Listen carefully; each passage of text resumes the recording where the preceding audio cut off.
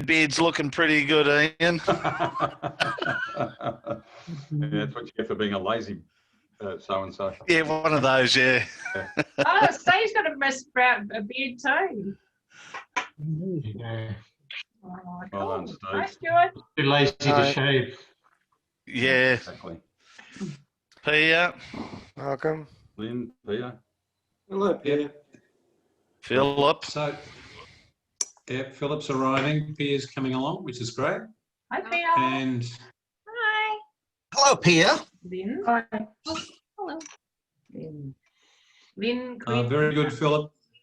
Hello, Mark, Linda. Ian Goldsmith, Lynn, Linda Morris, David, long time no speak, I know. Steve McDonald, Sandy Fulcher, my goodness me. Maybe. Nice to see you. Stuart MacArthur. Mark, is Linda going to be joining us? Is in your Linda number one? Linda Humphreys joining us No, on I'm big Linda meetings? number or- one. You're number one. Sorry. I sort of wondered there. She can certainly come and join us. You're going to join us? No, I was just wondering because whether I continue to include her or, that she won't feel any part of the team. Include. I will. She's yelling something at me. I will go and listen to what she says when she comes back. She's getting dinner ready. I know that. Good girl. She's just. Okay. There's Pat. Pat. Hello. Yes. And Brian. Brian. Hi, Brian. Hello, everybody. How are we, Hello. Moneybags? Not too much money in the bag at the moment. I can Well, not as much as what we were anticipating anyway. No. We've still got the line from the 3 districts. That's the main thing. That's the important thing. Yeah. How's Now, everyone coping with that? how many more? No, sorry, you go, David. You go, Brian. No, you go. Just filling you in go. time. Just David, tell me when's the best time to plant garlic? Now you're talking serious business here. Right? These conferences. Yeah, absolutely. Any time between March and June, depending what variety you want. Oh, so I'm too late. You're too late. Okay. So it's a bit late now. Yeah, too late. But there's always next year, and I just wish you could grow it. 2 crops a year. It'd be good. Anyway, look, are we all here? Andy, Sandy, are we all here, or are we apologising? So Linda Ferrari. I don't know whether she's joining us or not. Ben Hill, Michael Horridge. As I said, Linda Humphreys might sneak in, and Samantha Middlebrook and Quinn Scalzo all sort of yet to join us. Is Right, Elma Reynolds here yet? Elma Reynolds is not here, is she? Elma's an apology. Elma's, yeah, she's going to do one of her club. So we might kick off. Okay, well, Sandy, we've got some apology. We've got one apology. Yes, we've got an apology from Elma. And And Ms. Middlebrook is an apology too. I thought Quinn was joining us, but he's obviously not here, so. He might still come, maybe. okay. Well, we'll kick things off. Because I've had a slight argument with my printer, Sandy, I haven't got a copy of the agenda in front of me, but if you'd like to, I think probably the next thing we have to do, seeing we've welcomed each other, which is a good thing to do, we've apologised for those apologies that have been recorded, and we might now just quickly look at the minutes circulated from the last meeting. If people believe there are any changes, or are they an accurate record of our deliberations and our actions? If someone wishes to move that they're accepted and second. yeah, I'll move that to David. Yeah, I'll second it. All right, so I'm just noting that everybody's moved it. Thanks, I Brian. second it. Thanks, Linda. All accepted. Right, good. Now, Does if this you go want to to take... ASIC? What was that, Philip? Does this go to ASIC? ASIC, absolutely. Now, do you want me to, shall I bring up the, Dave, would it help if I bring up the action items? Yeah, that would be a They're good on screen. thing. That'll help us Would it through them help? more quickly. 2 seconds, and I'll just bring those up.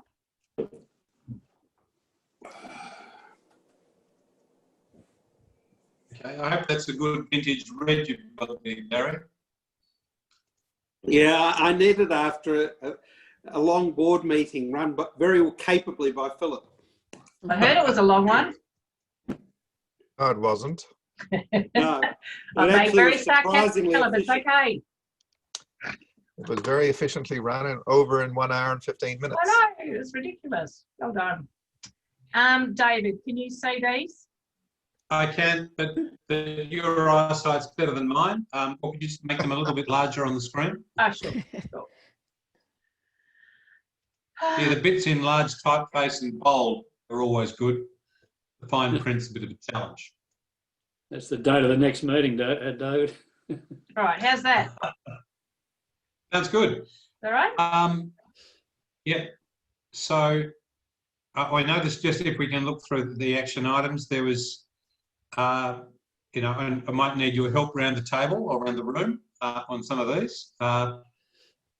A timeline to be created. I'm assuming this action item relates to basically a consolidation of the committee report, subcommittee reports with key dates. I'll take that as being what that item was about.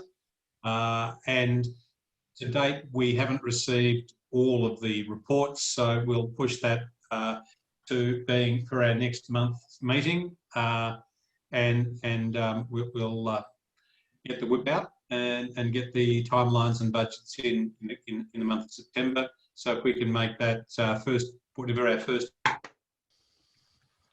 meeting is in October, just say, even if you said week, just say end of September. But I think it's important that we get that. David, probably just to add to that, I think it was, I can't remember who actually suggested this document now, I'm sorry. Please speak up if it was you, but it was more of a, really was an action plan that the DGs were going to put together as to what we would need to have completed by when. We did that, and we said those subcommittees needed to report in by the 7th today. But I understand that some of us have not quite been able to get with the subcommittees. So if we can carry it over till the end of September, that would be good. I know Alma's caught up with her subcommittee, and I have caught up with my subcommittee. So I'm not sure where the rest are at, but we should having really give it reports. Sorry, Philip, we've got reports coming in, and perhaps as item 5 on the item 6 on the agenda, and that'll give us a chance for both verbal, and we've got 3 written reports submitted and verbals, and that'll, I suppose. All right. So it's an opportunity to create. Give us that bit of background, and then we can work towards Monday. All right. So we can create a timeline as such using all the different subcommittee reports. Well, it's the key dates that we need to achieve to deliver the project in virtual or face-to-face form, and it's just be pulling the key elements out of each of those reports, as I see it. And this harks back to Gary Goldsmith's comments from late last year, which was that compilation of the cut-down timeline, so we can see quickly what's happening across the groups and where we've got any issues. The other key thing about that, timeline is critical dates for when if we need to deal with say social distancing, or we have to have a virtual conference, and also the time for contracts to be either escaped from or however we deal with them.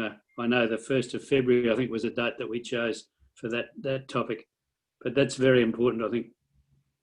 We've agreed that we'll make the decision on the 1st of February, and the world is changing every day, as we know, and I think we should leave it till the 1st of February, but plan for both the types of conferences as we have been, both a physical conference and a virtual conference, and maybe even a hybrid conference, as a lot of folk are doing today.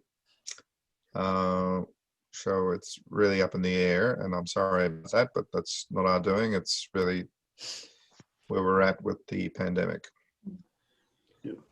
I agree with that. We just need to get it in on the timeline, that's all.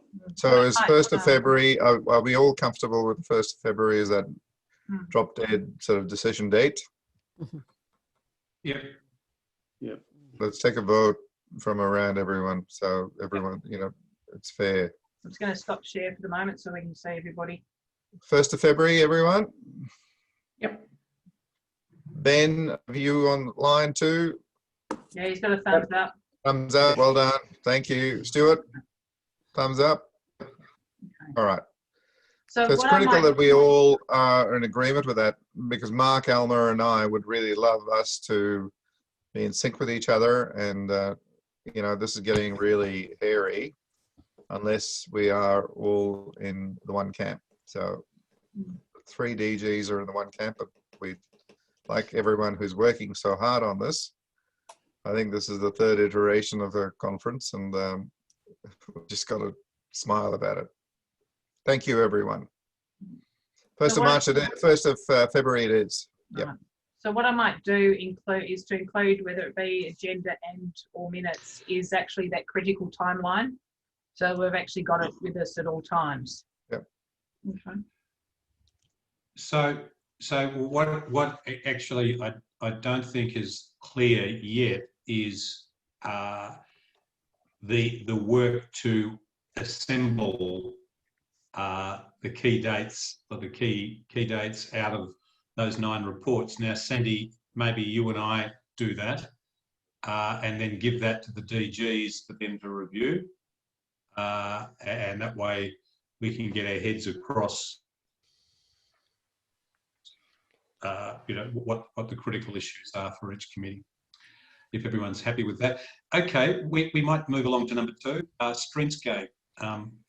We have had a chat with Streamscape, Stuart and I separately, but Mark, it's really something that we'd like you to pick up with your tech team to run with. Yeah, certainly we've had Mark and I have had a chat today. I don't see any reason why we need to worry about Streamscape at this point. Yep. We've got Clubber, which we've got, which won't have any further cost. Yep. So that'll do for the moment. Yeah, we've sent a report in, but when we get to reports, we'll chat a little bit more about that. Thank you. Okay, now I know if we finished on 2. Yep. Okay. Just you would have all seen Alma's subcommittee's scenarios for the conference, and and maybe Mark and Philip, if you can talk just to clarify point 3, the time schedule. I know I was part of Alma's meeting on Friday, I believe it was. It seems I'm living on Zoom these days. But Mark and I really need to have a conversation with Alma as the DGs, and I don't think we've had the time to do that, so we apologize for that. Mark, is that right? So I think what Alma's come up with her committee is pretty good, but it is more favoring or catering for what everyone thinks is going to be possible, which is a virtual conference. And we probably are arriving at that, but we've agreed to arrive at that on the 1st of February. So what Mark and I might do, and Mark, please step in, I'm not speaking for you, I'm speaking for me, is we need to talk to Alma about just the content. We had agreed to the 4 areas of focus that we wanted to have, which was leadership and integrity. It was Indigenous health, it was youth programs, and R100. and the speakers need to really revolve around that. I don't think we need too many speakers, because one thing we have as DGs learned from our RI president is less is more. And that's what makes life interesting, particularly on Zoom. If you have too many speakers that talk for 40 minutes, you're going to lose the audience. So one of the things I admire about Holger is that he talked for maximum 10 minutes at a time. And that's where we want to try and get to. Okay, well, it'd be good to delve a little bit into that, a bit further into that when we have our reports, and that would be helpful. The next point 5 was looking at the breakfast. I do note that we had sort of 10:30 starts recommended from the conference committee, which of course does leave morning time for fellowship, and I'm seeking the guidance of the room here at the DGs in terms of the Rotary, the Foundation breakfast. And we really need to start, I suppose, assigning this or communicating this. And Mark and Philip, any comments or thoughts on that yet?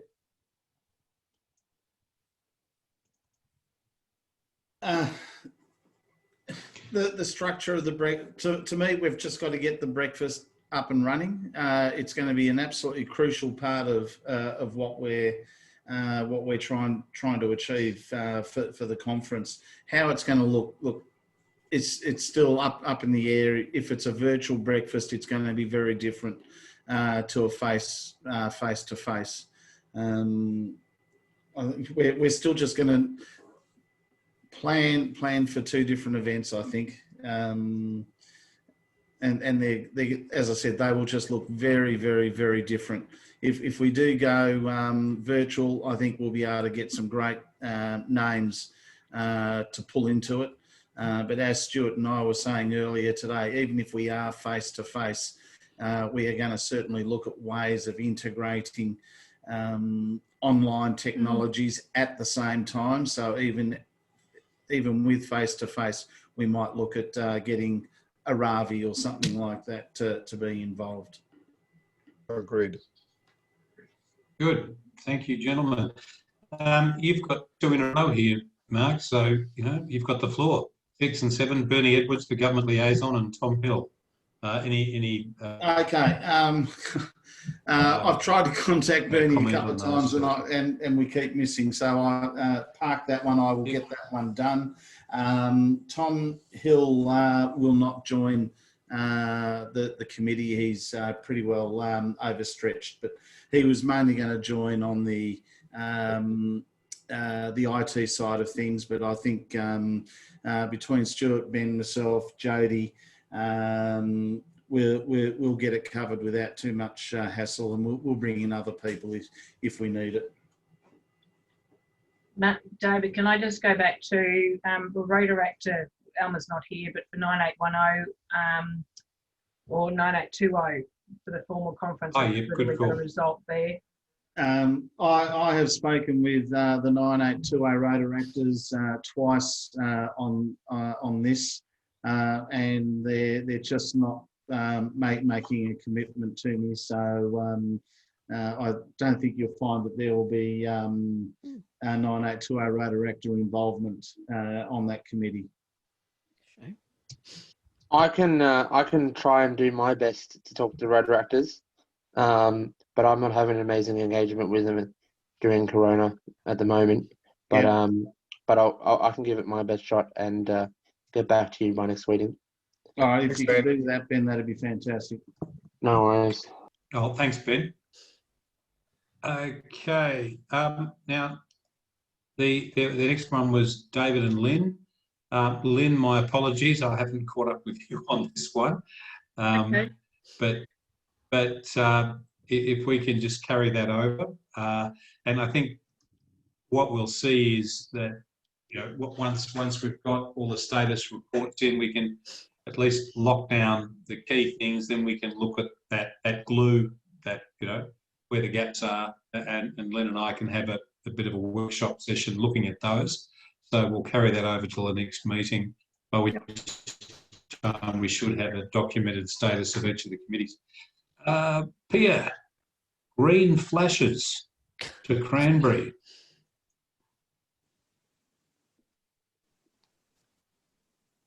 Need to unmute, Pia.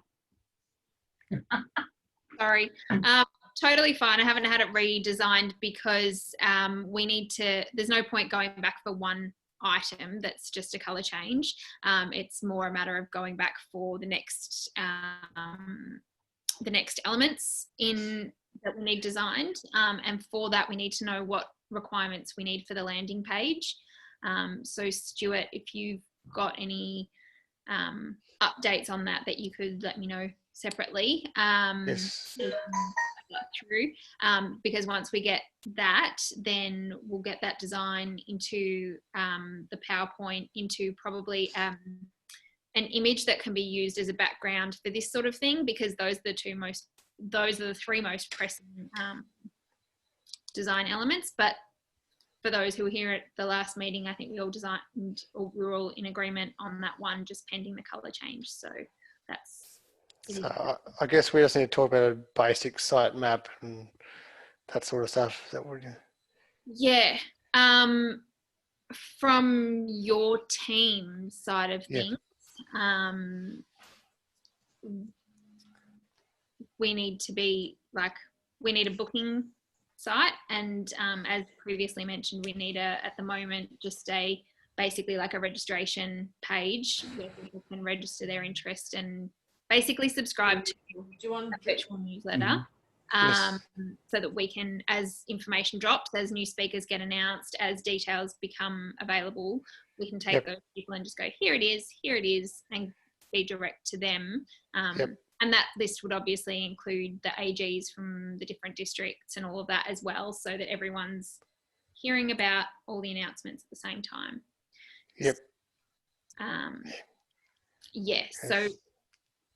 So that's sort of the main element, and then pages for obviously all the different stuff that's happening, which once we know once we've got more elements to put into the run sheet, as that's being updated, we can see more pages, but we'd obviously need a speakers page. And sort of additional pages, but based on, because obviously when it was the cruise ship version, that was a website that was going to be organised by the other booking group. Now it's not. I think at the very most we need a landing page, and we're using basic templates that already exist with just different design elements. We should be fine. Look. Okay, guys. Look. Thank you again. We don't want to dive too deep into the details, but appreciate. That's fine. Appreciate that, and I think some pertinent points have come up there. And as I put in the chat, a lot of the dates are sort of dependent on drop deads that are speaker announcements and things like that, and that information can go as it is. The 1st of February is totally fine because no one's going to be buying tickets before then anyway. So all of those other kind of dates arrange around then. We'll take them by storm in the 1st of February, if not before. Any update on the coaching? So the coaching. Yes, so this was the Mediators Beyond Borders that was doing the coaching for the Rotary Peace Fellows alumni, their conference, because they had a partnership, and apparently Rotary International has the Mediators Beyond Border partnership. When I quizzed them about that, they basically said we've sort of exhausted our freebie stuff. But we don't know who manages the actual relationship with Mediators Beyond Borders. It's another step up. So I'm not sure, DGs, whether you have anything from RI about that, the same way that we might on Toastmasters or something like that. Are there any big overarching partnerships The only document. one, Pia, is really Toastmasters, and we should really get them to play a part in the conference, whether it's virtual, face-to-face, or a hybrid. Yeah. So the Mediators Beyond Border one isn't as formal. No. So I will send you the details for Toastmasters in Australia. Cool. We have a terrific young member who's a member of Toastmasters, and she's very impressive, I've got to say. They are. Okay. Yeah, awesome. And I'll get a cost from Mediators Beyond Borders to do the same thing. Thanks very much, Pia. That's great. Now, Sandy, have Philip, you or I sent Pat our vision statement and sponsorship? Let's go and ask Pat. Let's go and No, ask Pat. no, you Pat. haven't as yet. Pat, I will send it to you first thing tomorrow morning. My apologies. That's okay. And Philip, my thank you. apologies too. You're both And forgiven. my apologies too. 3. You're 3. Okay. I'll send it to you first thing tomorrow morning, Pat. Thank you, Philip. Okay. Sandy, I don't was in scratch I your was in back, remote Sandy. Share the control. document. All right. So that's still to. Okay. So we'll keep Pat happy. Committee's been placed. Well, we'll deal with that under the committee reports, and we'll deal with point 13 under committee reports as well. And now the screen is yours, Brian McPhail. I'm afraid I've got very little to report. I did get a few cost items from your market meeting there, David. Thank you, which I've updated, but it really made no difference to the bottom line or much at all, really. So I didn't think it was worth reproducing the financials. So they sit the same as they were for the last few meetings. So and I've got really not much else to report. Well, nothing quite like a brief finance report. They're the best ones of all. Unless, of course, there's a massive bottom line surplus, then we can just celebrate with the finance director. Anything on governance, Mr. Goldsmith? Whoa. There's nothing particular to report, but I'm very pleased with the fact that we're following the basic philosophy. And I mention it simply again because I think it's frightfully important that we hope for the best and plan for the worst, that we put everything in place so that we have a conference. At the moment, where that's been progressing very nicely, all the committees seem to be working on that basis from what I'm able to read and see. We haven't committed ourselves to large financial expenditure at this point in time. So therefore, when we get to the 2nd of February, we have to make some difficult decisions. 1st of But at February. this point, everyone seems to be working very well towards the general philosophy of hoping for the best, but planning for the worst. Thank you, Gary. Also, I should just mention, I will be in touch in the next couple of days. I had some contact from James Gillam from Showgrounds, and it's now time to formalise a response in terms of all care, no commitment, but absolute passion about being there for 2 days, should world be round and everything else. So if we can engage with you in the next few days. Certainly, I'm certainly available. Great. Okay, Sandy. Venue update. I guess have you just given that? You just got the menu update, guys. And now we can have more exciting things, which is subcommittee reports. And there's never anything more exciting than sponsorship. So our invoices have gone out for the state trustees and for Fenner Dunlop, and so that's about $60,000 worth of revenue, Brian. Now, Good. I'm kind of reticent to send out anything if we do a virtual conference whilst we've been talking about a face-to-face conference, because there are two different things. So the two groups, Fenner Dunlop which is part of Michelin, and state trustees are fine with that contribution going to either virtual or a face-to-face conference.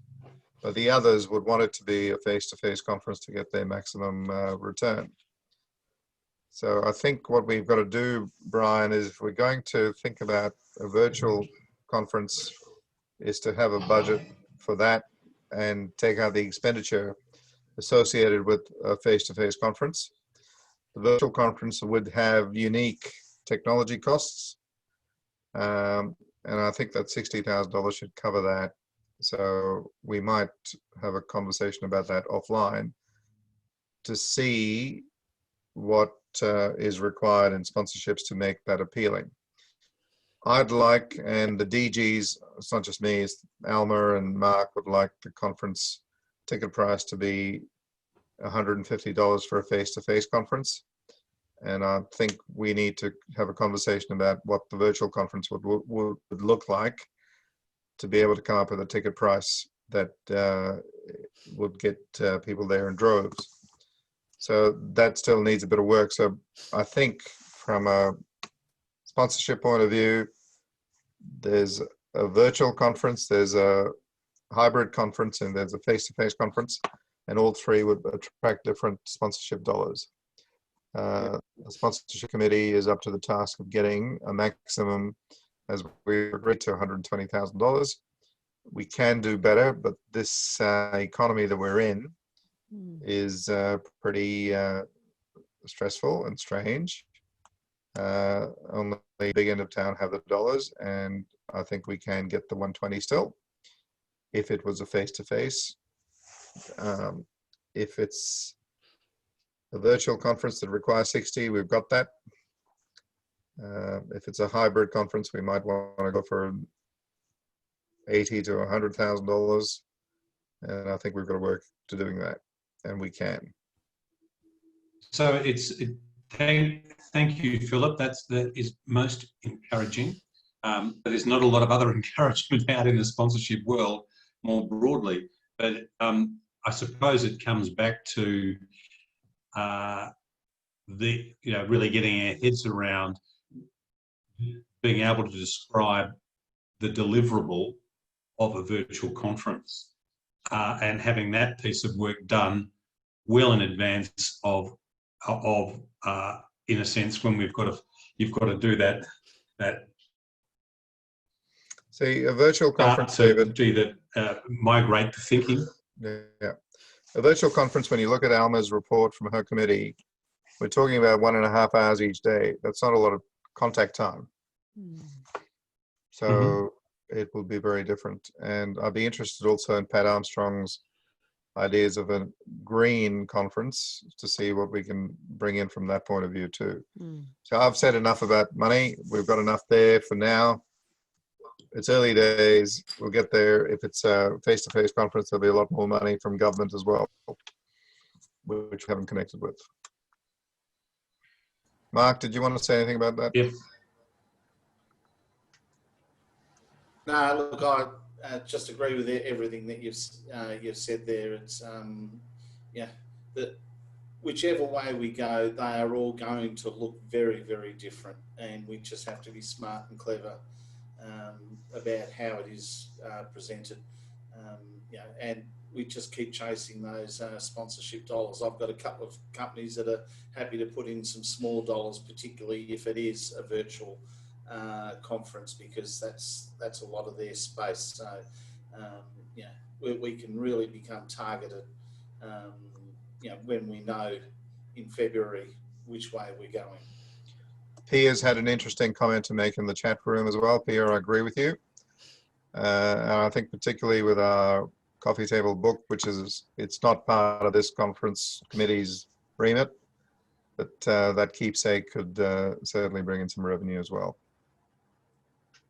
David, I'm very happy, obviously, to do budgets for the different scenarios, but it seems to me most critical that we start thinking about what does a virtual conference, what's it going to mean, and what are the costs on that? Even if we can just get some bare bones on what our thinking is there, I think it's it's high time that we started work on that.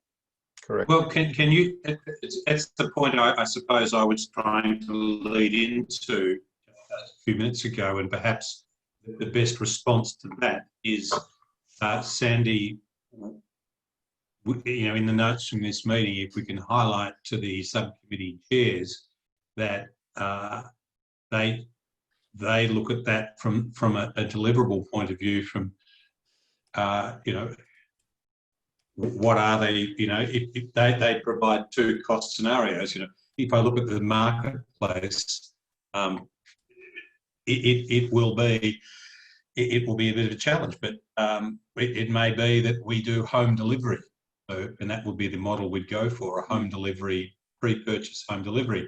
Now, that will have the cost impact, not huge in the scheme of things, but if each subcommittee can look and see what are the, split that work and then put those costs against it, which would help inform the discussion. I think in reality, we're going to end up with a hybrid, because what we need is something that is a maximum face-to-face, which gives us content that shows people getting together, rather than just it all being virtual. And if you look at the Rotary International Convention in Taipei, they're looking at a hub in Taipei, but 3 other hubs around the world, where you're not going to get 40,000 people or 30,000 people that they typically have. You might get 2,000 or 3,000 people in each of the hubs, but it's giving them content to share out with a virtual audience. So I believe, and I think Mark and Alma would agree, that it's going to be a 3-pronged sort of attack. It's face-to-face, where we can have a maximum number of attendees given the government legislation at that time. With 2 or 3 hubs, it might be at Nossel, it might be at the showgrounds, it might be in somewhere in 9810, and there's a central studio that is promoting it, but there's a huge virtual audience as well. And I think that's what we probably will end up with. So, Brian, to answer your question about what we should be looking at, it's probably saying it's a hybrid of a virtual and a face-to-face meeting. Yep. Yeah, look, I think that's a good summation. Thank you, Philip, because I think thinking around that, I've been talking with a music theatre producer from London in recent weeks, and reflecting on what the new normal might look like in music theatre, and perhaps the new normal for conferences such as this will be, a hub model, a hub and spoke type model, and yeah, so it's good to be focusing on those 3 options. Sandy, who is next on the committee reporting? You're muted. Oh, I was trying to be smart and use the space bar. It doesn't work. Sorry. I was going to say Pia. All yours, Pia. Me again. Yeah. Report. Motions. Yeah. I feel like I kind of just went through most of where we're at with everything going on. So obviously we're talking to Stuart. We've got, as you guys have said, we've been sort of thinking for the online and for the in-person like promotional sort of requirements and how that looks. With ticketing, I think that's a big thing, because as I said in my note, if we're charging them and we're going to give them something, well then should we be looking at sourcing the costs for, say, a breakfast box that gets delivered out to everyone, or a wine box or something that gets delivered out to people beforehand? Do you want us to look at that from a budget side of things, or do you want us to just source the promotional stuff separately and go forth? If it ends up being a lot of things, then they all get bundled together from different committees. I suppose that's how we can look at it, but we'll add the part. Yes, look, that's a. I was going to say that's a very good question, because the offerings that you're describing, the value add, like the things that they probably are falling, they're sort of haven't really been. I'm just thinking aloud here.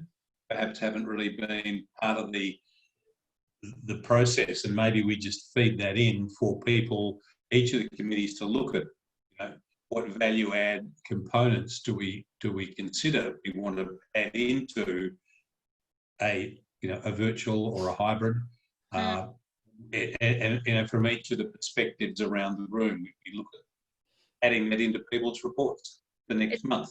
That will help inform where you need to go.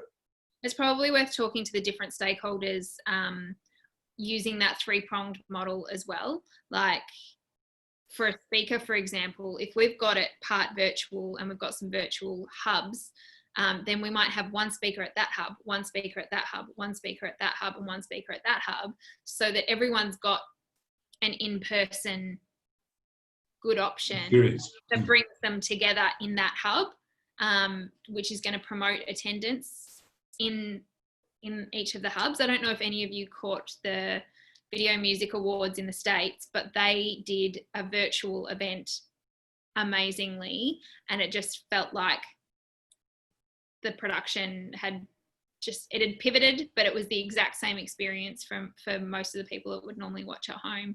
And I think we need to provide the same sort of thing. So if there is a guest speaker, then they're going to have pull-up banners and all of that, whether it be in hubs or in a big hall. It's just the scalability of that.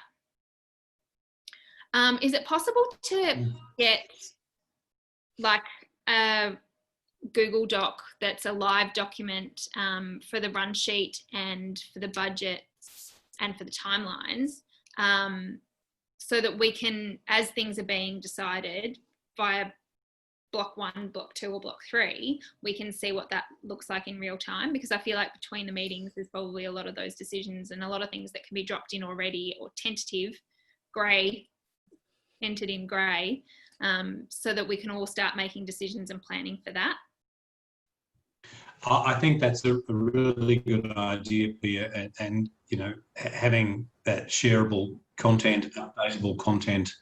Even if 2 people are working at the same time together on the document, even better, rather than us continually to update offline things and move them and share them. So yes, we'll set up, Google Docs arrangement and get everyone accessible for it, and just a small file structure so we know what's where.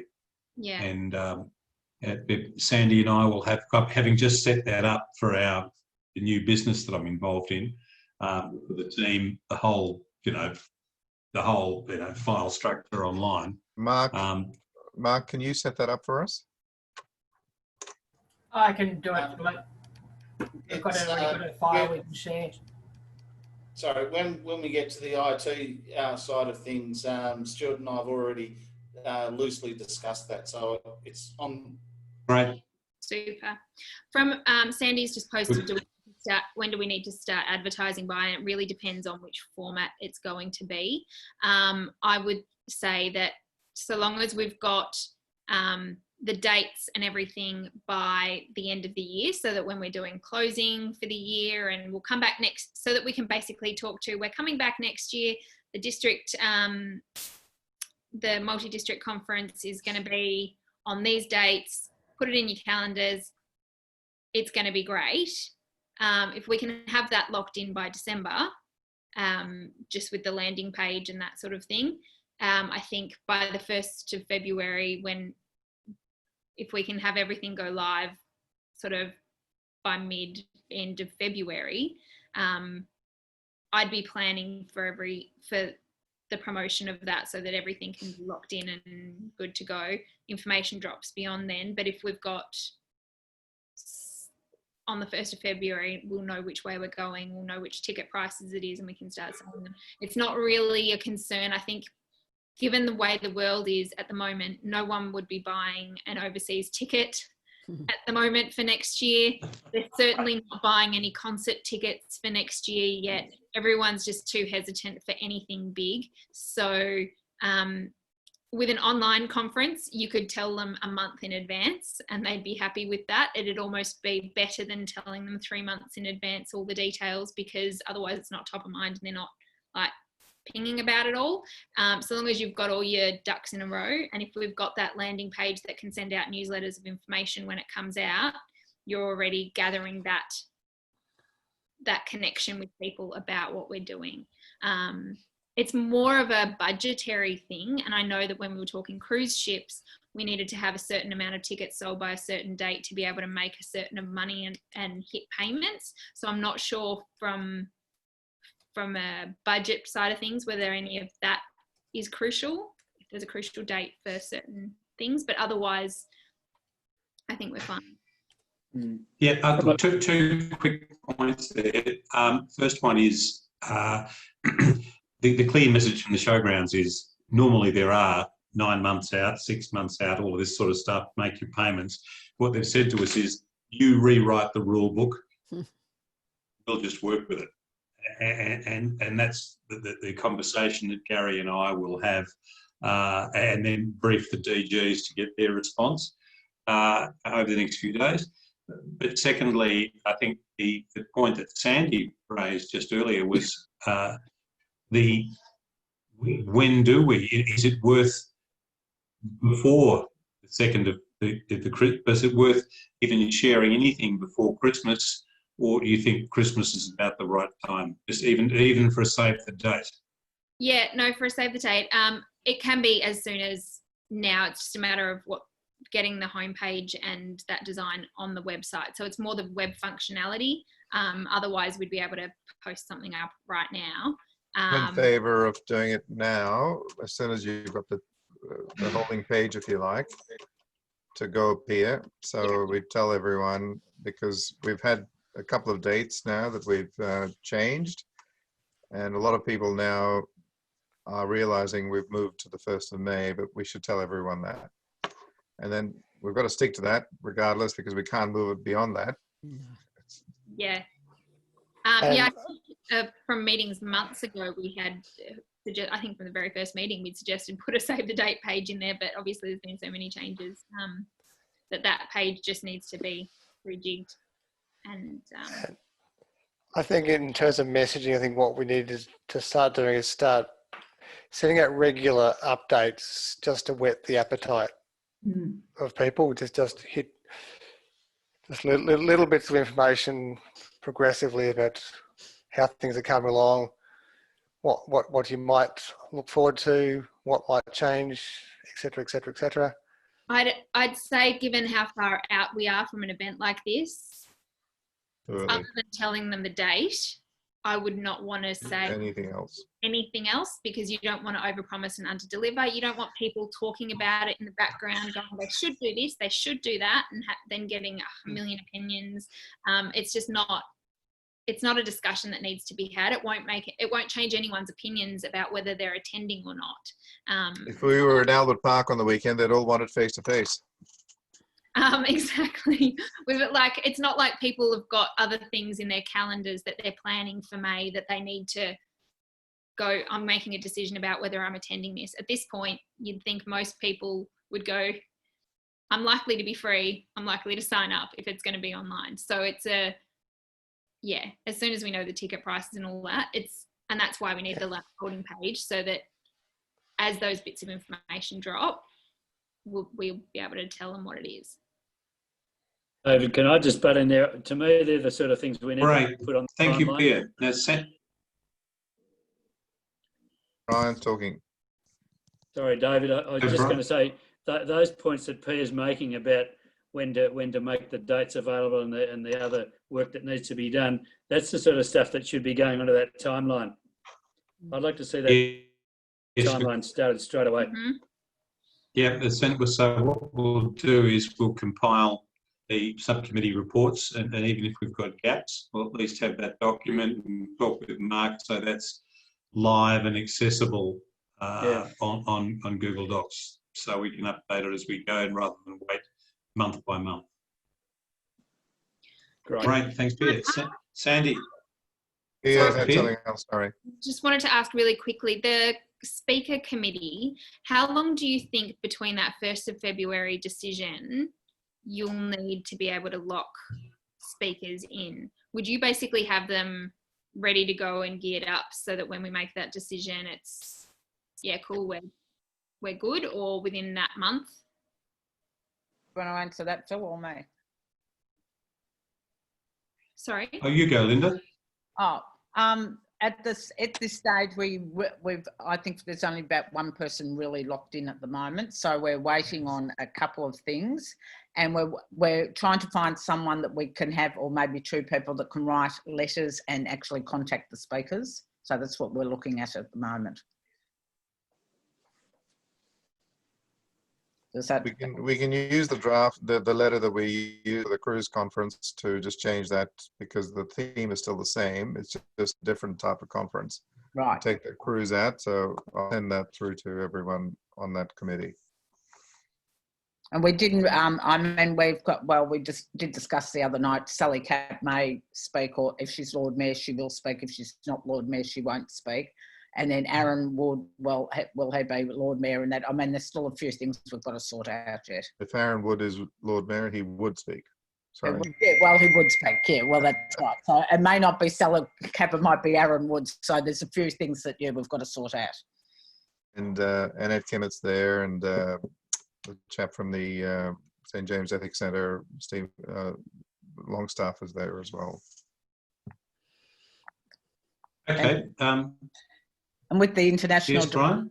it depends, as Phil said, it depends what they've actually got planned for her too. So she may speak or she may not speak. So we haven't really got everything down in concrete yet. Yep. Oh, but good progress. Thank you. Sandy, who's next? So you've got IT. Oh, good. Mark Humphreys, Stuart MacArthur, IT everywhere. Yeah, IT's everywhere. That's right. We just infiltrate everything. Going back to a lot of what Peter has said, we've basically already got the majority of the stuff ready to go. What we need to create, i.e. the landing page, is what does it look like? Right, i.e. what is the branding that we are going to use? So like we touched on earlier, let's get the green stripe taken out and changed to cranberry. Let's get that imagery. We've got that. We've got our landing page within a couple of days up and going. And then that consistency of message, consistency of brand across everything that we do.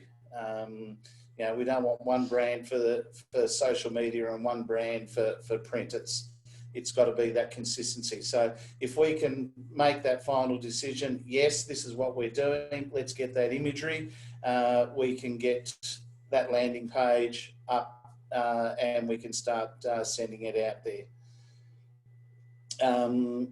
That being said, we're going to be requesting from all the districts, we're going to need access to their clubs and member data so that we can either see if we can do an API link between everything, or are we going to have to do a manual so that we can send out all of the save the date informations and that to all the districts and all the clubs. So we'll be getting that information out shortly.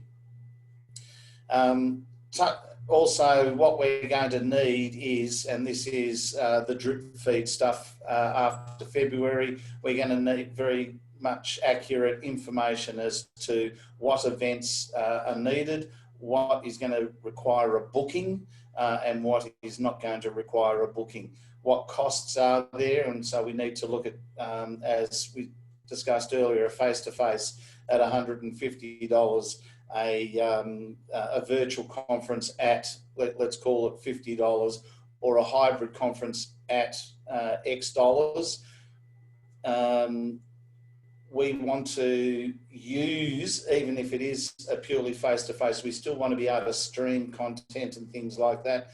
Are we going to be charging people to attend those sessions virtually? Is there going to be a fee associated with that? So we're going to start to need to look at these sorts of things so that we can get the booking side of things up and running.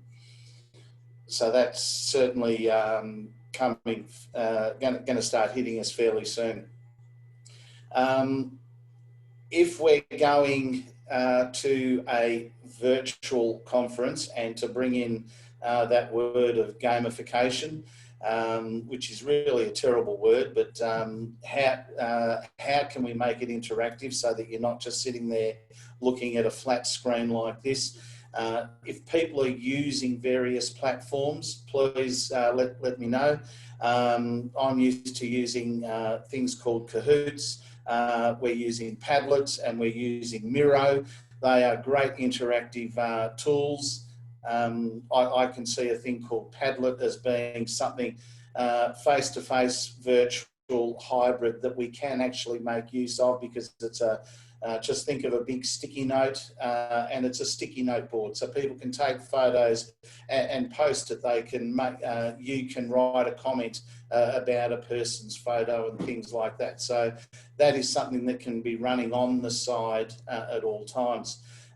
But please, you know, if other people are using other platforms, let us know so that we can look at it, because they will have a small cost associated with it. And when I say a small cost, something like a Padlet for a corporate license for the conference might be in the order of $100. Something like Miro might be in the order of $100. So I'm not talking thousands of dollars.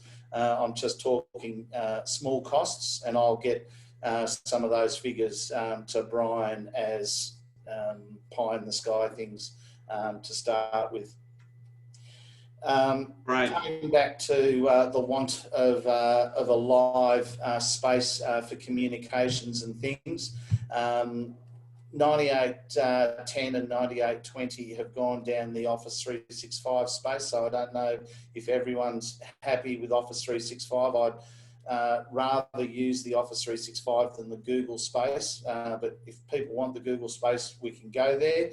But what I can do is I can create a conference team, and then I can invite everybody into the team where you can join. We can make a channel that will be associated with each of the different subcommittees, and then everybody here will be able to go and see and interact with each and every channel, and we can upload documents. You can make that a central repository for the imagery, for the running sheets, for your speaker notes, and everything else. But I'll leave that to the greater community to decide.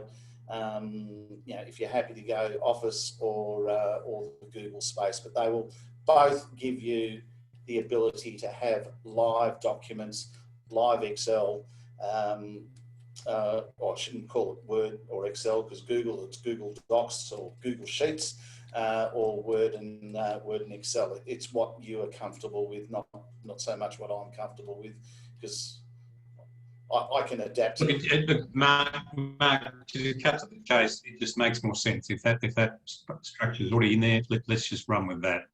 It's a you know, we're after a repository model, and it doesn't matter whether it's a Holden or a Ford, you know, or a Jaguar or a Bentley. That was repository, you said, wasn't it?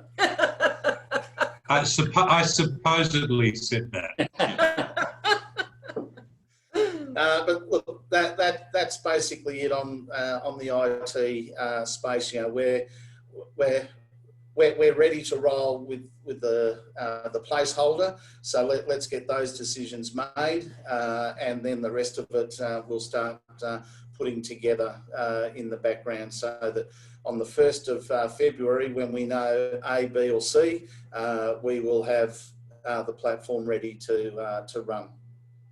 And you'll set up the teams. When do we need to make that decision, Mark? I would have thought the earlier the better, wouldn't it be?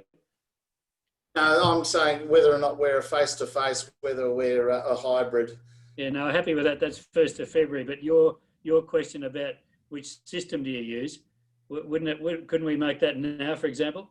For the document stuff, I think most people have said, let's go with the office. So I'll set up the office space in the coming days. Right. So, Pierre, Jerry, Pierre, you had raised a question there. Was that, if you just wanted to elaborate on that? Oh, I love the Google platform for its ability to do live docs, and for the fact that you can put things in a drive and say the budget, everyone else could be adding things in, a run sheet can be updated so that you're not downloading and then Sorry, actually, my experience of 365 is exactly that. I do 365 work with my teams in Queensland, and we interactively, 3 of us are working on the one budget spreadsheet from 3 different states. It does that. It's got a little dot that says David Jones is editing, Peter Dempsey is editing here, and you can see it happening in front of you. Cool. It was probably my uni group that didn't work on it well.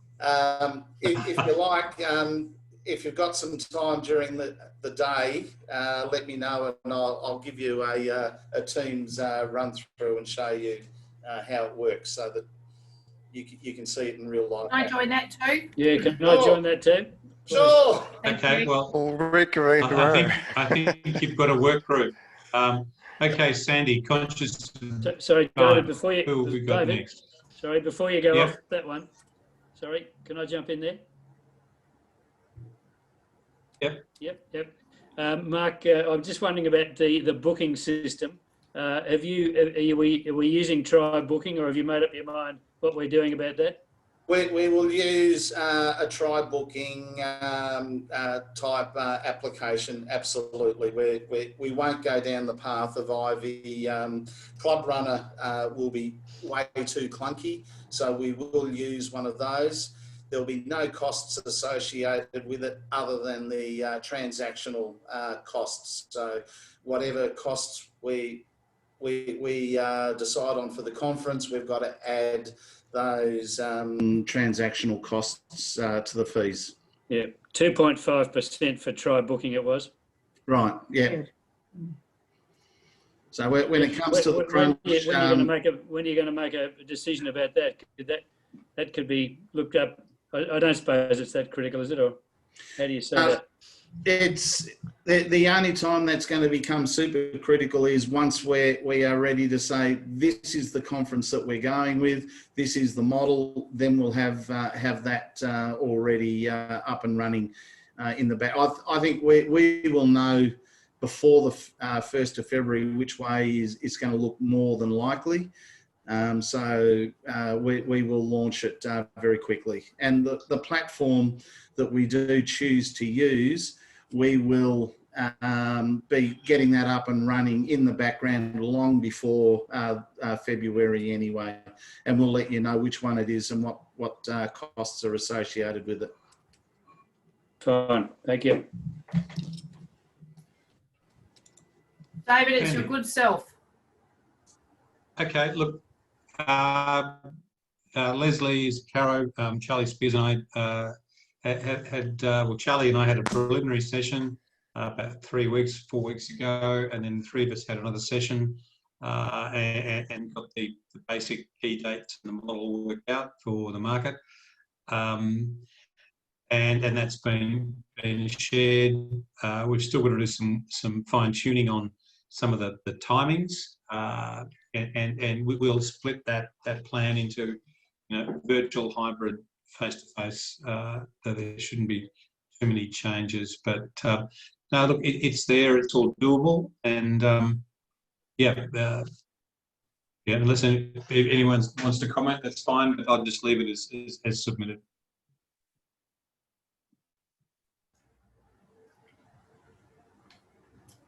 No comments? No comments? Gee, applaud you. Okay. So the next one is the formal conference and speaker program, Elma's report. Did Linda want to speak to Well, just that we talked about having an hour and a half on the Saturday and an hour and a half on the Sunday in the morning, and then in the afternoon we're going to have an hour for to break out into districts. So each district governor then has their own district. That's just thinking, Linda. I could have misread the document, but in the face-to-face version, did you have something scheduled for the Sunday afternoon as well? Because that would conflict with the market. It's going to be running. Sorry, could you say I missed you? Oh, sorry. Isn't that when the market's going to be on after lunch? Yes. And so that it won't be an hour and a half, it'll be longer if we're going to have face-to-face. So I'm just questioning as to how we could have a formal conference session. My understanding was the conference, if it was face-to-face, would finish at the lunchtime on the Sunday, then everybody would go, so there wouldn't be any content. No, there's not. No, it's only on Saturday morning, Sunday morning, and Saturday afternoon. There's nothing on Sunday afternoon apart from the market. All right, my mistake. I thought there was something on the Sunday afternoon. Okay, look, thanks for that clarity. Good to get thoughts. Just a query. The focus does seem to be on short, sharp presentations rather than, some things earlier where it's been 40 minutes or so. I gather that's a conscious call. I think that was more for the online one. Understood. I think it's a bit longer if it was. That's only my interpretation anyway. Understood. Any queries of Linda? No, everyone's happy. I mean, Sandy, I who's guess next on the... I guess it just begs to ask if it's a hybrid conference, how are we going to mix and match the long and the short?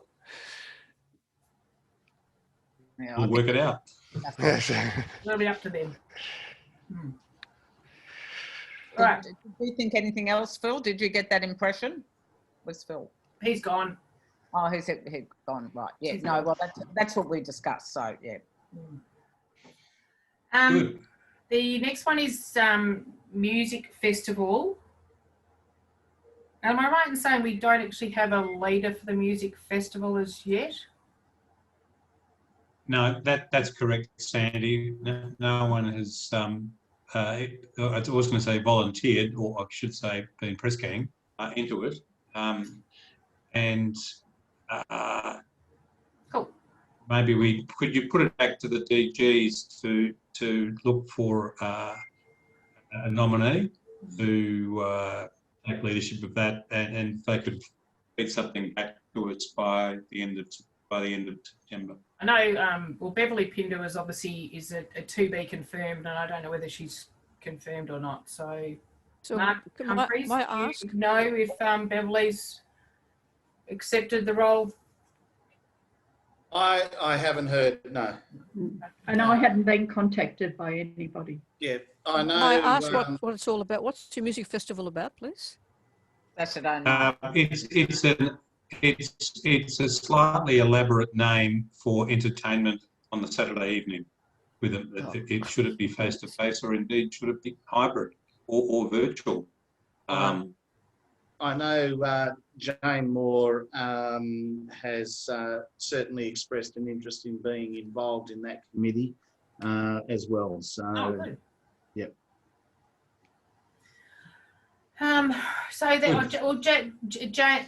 Jane, did you say Jane Moore? Jane Moore. Yeah. So shall I add her to the committee? Yep. Tim Moore's better looking half. Yeah. Yeah. Cool. Excellent. Okay. All right, so moving on then, government liaison, but Quinn is not with us. So we'll move on to gamification for Samantha, who's not with us. And then we will move on to somebody who is with us and has done some amazing work already, and that's the good, lovely Patricia. Hello. Yes, I have, haven't I? Yes. The environment side of things has been moving very quickly over the last month since we met. Now, if we could pull this off, it's probably going to be a world first for Rotary, right? So I'm looking at this as a bit of a learning experience and a bit of a prototype for Rotary. But if we can pull this off, we're going to set ourselves up as being, the trendsetters in this whole field. So what I did this morning, and I wasn't quite sure what the protocol is here, but it looks like I've doubled up. But I did send you all a draft ESRAG handbook for green events, and that gives you all the steps and the ideas and checklists. And we will go through quite a few revisions before it's finally printed, and we will try to get Holger and Mark Maloney to do a forward. So it will be a very, what shall we call it? It's a very influential document. So the experience that we're getting from our district will help inform the content of that handbook. So if you have any ideas circulating amongst the people, don't do it just yet, but can you please just give me feedback on how it looks at the moment? And it will be looking even better by the time it's published. I'll send you some examples of some checklists which were designed by other groups and examples of impact reports. And I'm not quite sure whether they've ever done this for a conference before, being able to report back to all the districts about the impact of our conference. So if we start designing the way that we go about this in a way that we can then deliver really impressive reports, and it might only be just, one slide, a few dot points, but it'll have a fairly high impact. And I think all the delegates, and I imagine you're expecting something like 1,000, 1,500 delegates, something like that. So that's going to reach quite a few people. So you can see, if you've had a quick look through this document, some of the topics we're looking at are venue and food and drink and travel and transport and accommodation. And we will be looking at getting some measures such as water use and waste generation and percentage of waste recycled or composted, electricity use, carbon emissions. We even have a draft survey that we could do of all the delegates' travel and accommodation. There already have been some studies done elsewhere in the world which we can start to bring into this, but I think you'll find it could be very informative. I'm also thinking about having an opportunity to offset some of the carbon emissions from the conference. That is, if we go face to face, obviously, through Greening Australia, and they could be doing that for. Well, we pretty much know the numbers about this, and it shouldn't be a huge amount, maybe a 2% surcharge or something for offsetting the carbon emissions. We can now use this handbook to start planning. So already there's a whole heap of people that have said, just let us know how we can help and we'll start the planning process. So we already have the ESRAG chapter in Australia who will help. We have District 9810 Sustainable Communities Committee. They'll chip in and help. There's an ESRAG working group for green events. So I think there's a lot of people who can really chip in to make this work. And in terms of sponsors, which I'll speak to Philip about tomorrow, there's a whole heap of sponsors now that we can approach that we couldn't have before. There's Sustainability Victoria, there's Visi, there's a Metropolitan Waste and Resource Recovery Group. There's, even because we're over in Flemington, we're at Moonee Valley City Council, so we can even be approaching them for the sponsorship. So many opportunities, and certainly as a promotional vehicle too for our conference, we can be starting to build on that as well. So that probably is it. If anyone would like to ask me any questions about it. Well done, Pat. How's it looking? Is it looking interesting? Yeah. Great. Really good. Great. Okay. So Really? anybody from this team that would like to help with this on the green event side of things? Pia, you're in. Anybody else? Oh, and Lynn as well. Okay. Have you spoken with Robert and Stuart from 9820? Yep. Yep. Yep. I was going to say he should definitely be involved with you. Thanks, Lynn. Thank you, Pia. When I worked at the Packaging Council, yep, Craig from Clean Event came and talked, and they went over to America before we had our 2000 Olympics and checked out what they could offer, and they've just grown, as you know, hugely from then. Yeah. So they might be an option. Yep, So. I've noted that. I'm familiar with them. And Yeah. I wouldn't be surprised if we can set this up as a prototype, and we might be able to get some of these groups that I mentioned before to help sponsor some of the surveys or carbon calculators or whatever we're developing. We might be able to get some support. So I'll have a chat to Philip about that opportunity. But I think it's not so much a chore. I think it can be creating a whole heap of opportunities to make this a very exciting conference. Can I just give you another name? Sorry, who was that? Sorry, David. Can I just throw another name? You go, Gary. Can I just throw another name into it? There's a lady, Fabian Nicola from 9800, who I'm sure would jump in at the opportunity. Which one, She's sorry? already heavily involved. Fabian Nicola. Yeah, she's my mate. She'll be on. She's already on the ESRAG ESRAG chapter. So there's a whole. That's right. Fabian.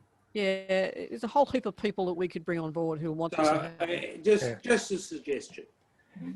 Yeah, But I'm also on international planning committees on, carbon calculators. So there's a whole heap of people that are saying, are you really going to be the first to try? Well done. And we'll help. So I think there'll be a lot of people who want this to really work well. So we can tap into all those wonderful resources. So what do you think, David? Are we in for a green event? Well, in this model, we take the lead from the DGs, and then we, run to make it all work. But my understanding is that Mark is as the sole remaining DG at the table, we're in for a green event. Look, I would love to think that we are, and I do not see why we can't do it. It's well, you're talking about our seventh area of focus now. It's all about the environment. So let's get Rotary International to sponsor us. We can try there, Mark. We can try. So I think that I'll take that as a yes, Pat. But I suppose when I look at it, it's probably a bit of guidance. And maybe if I can give you a call tomorrow or Wednesday, just in terms of from a subcommittee chair's point of view, we would probably need go-to people, because as we're doing our business plans for each of the three models, we would also need to be incorporating and knowing what to incorporate into our committee plans, so that the green things are embedded. And whilst the green issues will go across each, like a functional relationship, we would need some coaching or some access to people, so we're not trying to grapple with concepts that we're not fully familiar with. It's a very, very good point. Almost like a reference team. I understand what you're saying. So when I see the master plan for the conference, and I see all those, I then can develop up a plan for the green side of it. But that plan will have to include perhaps targets for each of the subgroups that you're talking about and all the subcommittees. So everything has to link together so that the whole committee is working to develop a green event, not just one team. Patricia, may I ask, what constitutes a green event? We just got to go across. Gary, I think we talked about that last time, didn't we? Well, I think we did. I'm certain I fully understand. Can you just repeat the question again? Sorry, Gary. He wanted to know what constitutes a green event. What constitutes a green event? Thank you. Yeah, a green event that is one that has minimal impact on the environment. So it means trying to reduce waste as much as possible, increase recycling, diverting food waste from landfill. It's about trying to reduce the energy use of the conference and the water use in the conference, reducing the amount of paper that we're using. They're all the sort of examples that would come together to create a green event. Like we would have a water station rather than everyone have a bottle. Exactly. So people will be encouraging people to bring their own keep cups that they won't be bringing. Probably won't have, bottles of water for sale. No. So have water fountains, and people are getting used to that now. So it shouldn't be too hard, I don't think, to be able to say, well, we've already been doing that, and we're not going to have foam coffee cups. We'll have proper china cups, and we'll have plates and forks for you. And if we decide not to do that, then we'll have something that will be biodegradable. Gary. Patricia, would you mind making a list of those things so that we can work towards them? Gary, could you please have a look at the handbook that I sent out today? Because I haven't looked at it. I've got it. I haven't looked at it yet, I do admit. Well, I tell you what, why don't you have a look at it first? I have, and it does exactly that. Yeah, okay. I think you'll find it does all that. Yeah. No, it's all right. It's fine, Gary, it's fine. Yeah. We only finished that this morning, so you've got literally hot off the computer. So have a look at it and see what you think. And if you still don't understand, please get back to me, Gary. Thank you. Thank you. Because you will be representing, the group of people that I don't quite get this. I don't quite get it. Please explain it to me. And that's fine. That's fine. Well, conceptually, I get it, but what I'm trying to do is put it into a practical application. Well, that's the practical side of things. Gary, just to say that, Gary, that was the point I was trying to raise and discuss with Pat a few earlier, which was we can read and absorb, as I've scanned through the document and seen some very attractive elephants and other things, but we without all of us annoying Patricia, we need that bit of coaching so we can grab the elements that are relevant, and then that way Patricia can, when the plan's together, can see what are the measures that her people will need to put in place to assess impact. Mm-hmm. So we're heading in the same direction. So one of the things we can do is that we've already done a breakout session for RICON for Hawaii this year. So we've already done that. So there is a recording of that breakout session, which you could all watch. Or Ludovic and I could come on one night and do a presentation to you on greening your event, a really simple one between the two of us. We would do that. We worked all weekend for this for you, so I'm sure that we could go the extra mile and do a short presentation for you on what constitutes a green event, if that would be helpful. I think there's also an element of just any budget item that you have, look at that line item and go, could we be doing this better? Ultimately, it's just thinking about every single item that you've got on your agenda and going, how do we? And if you're not sure how you do, that's when you ask Patricia and the team, and they can help you. Because things like if we have tea and coffee in cups, it's going to be an extra cost to us because they'll have to have someone to wash them rather than get thrown away in the bins. It so may be. You have the stand that sells the keep cups, the rotary keep cups. People can buy their own or bring their own. Yeah. It's up to them. Yeah. The speakers, for example, flying one in is obviously going to be worse for the environment and not really possible than zooming one in, that kind of thing. And one of the things I saw only yesterday with a colleague in Sweden was creating a virtual green event where you go into a showcase and you can see a green event with your water tanks and water bottles, your water dispensers and your recycling stations, and you can go to the stations and learn what happens to composting.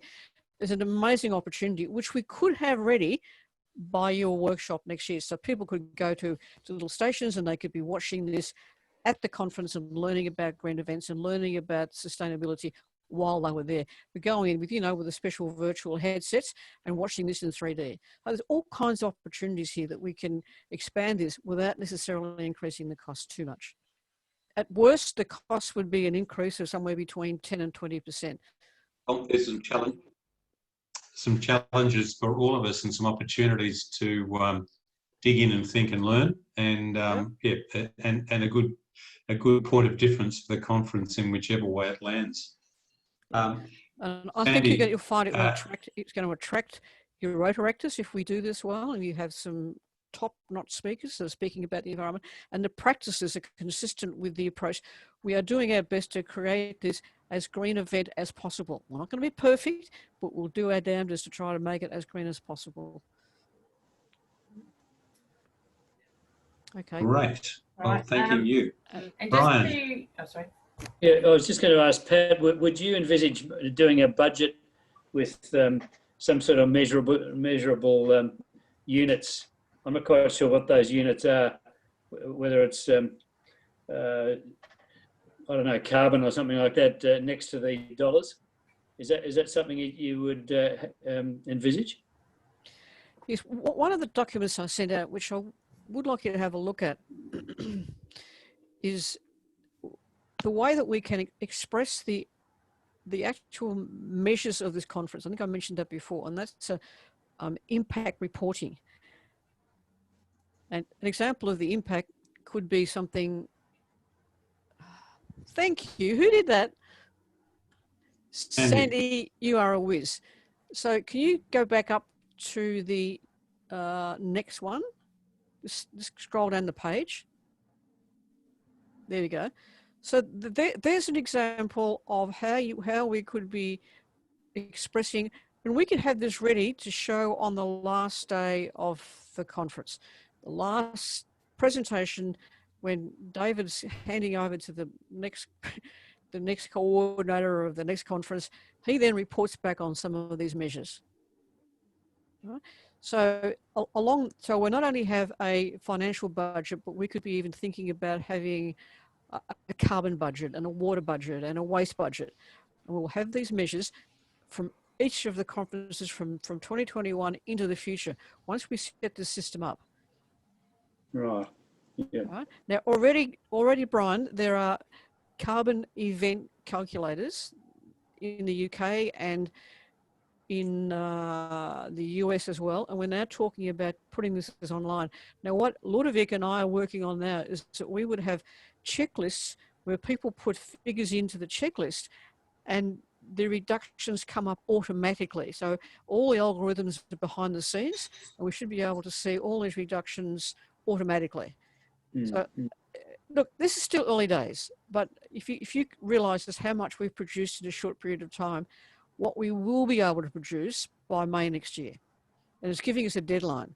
We want this to be a showcase for the rest of the world.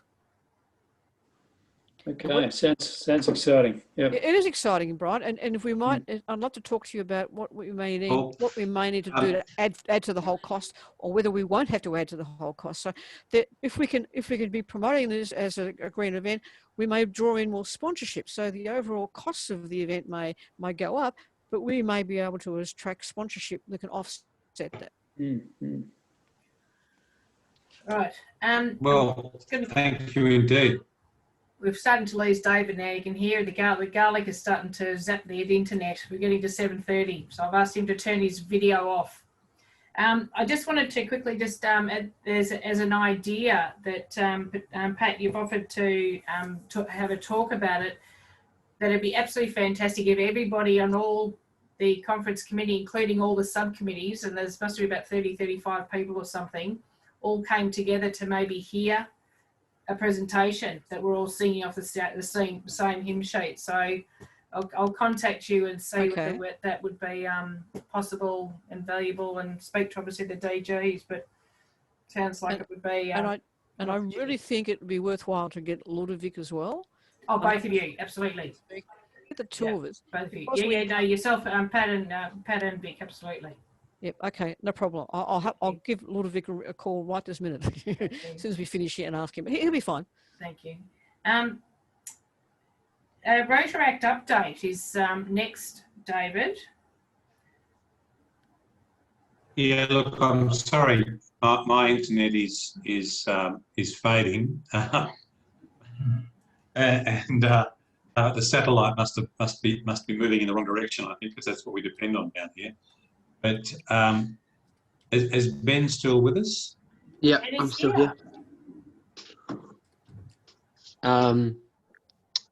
Yeah, not much of a Rotaract update. Just following on from before, I'll try and make sure we've got some Rotaractors involved for this. Yeah, that's all from me. Look, I think, Ben, that the commitment to pursue a green agenda and to start putting something firm around that may well stimulate some interest. and we'll look forward to hearing how you go. So thank you. No worries. Anything further, Sandy, as we're closing in on our deadline? So just any other business from anybody? Yeah, can I raise one issue, please, Sandy? Go for and it, David, Gary. of course. David, I make a recommendation that we lock in a date, either the 7th or the 8th of February, being the first available weekend after we have our cut-off date, to have at least a half-day session with absolutely everyone to simply run through the conference from the very first minute to the very last minute. Things like, assuming we have some sort of on-site conference, the giving out of lanyards, so registration at one end, the giving out of lanyards when they arrive, the people who are going to be there as greeters, the parking. If it's only an online conference, well, obviously there'll be a different discussion. But I think we should lock in a date and just give people lots of notice in order to say, we're going to do lots of planning up until then, and we'll lock absolutely everything in on that day so that we've got 2 or 3 months, 4 months to implement anything that's outstanding. I think that's a great suggestion, and yeah, fully support that. A real workshop session, because that's the time when the rubber hits the road. We've got to all know exactly where we're going, and that makes a lot of sense. So, any other comments or thoughts around that? Are people supportive of that? Absolutely, from my point of view, I think it's a great idea. The Saturday's the 6th and the Sunday's the 7th, so a half day on either one of those days. If we do it on the 6th, you'll have to bring me a birthday cake. Oh, very good. Sandy will buy you flowers as well. Oh, no problem. David, if you're right to move on. Sorry, was there any other business? Any other business from anybody? No. Okay. David, the next item is a date of the next meeting. Yeah, well, I suppose what I'm thinking at this stage is we've given the committees till the end of September to polish up their scenarios, and we should make it the first. I haven't got the dates in front of me. We could do the first Monday. Yeah, we can do the 28th of 28th of September is 3 weeks, but if you want to go the 4 weeks, it would be the 5th of October. It does clash with our district board meetings. Well, it doesn't really, it's because the afterwards board anyway. I meetings suppose it doesn't matter. They're finished by then, Gary, aren't they? And frankly, we need to have that week between the deadline of the committee sub-reporting to get something coherent together in terms of the key date reporting. So let's shoot for that the first Monday. And all right, so the 5th of October, but the reporting from all committees is to be in the week prior. I'll be an apology on that. I'll be an apology on the 5th of October. I've got a club visit on. Have understood. Well, thanks, Mark. We'll check with Alma and see whether she's got one on.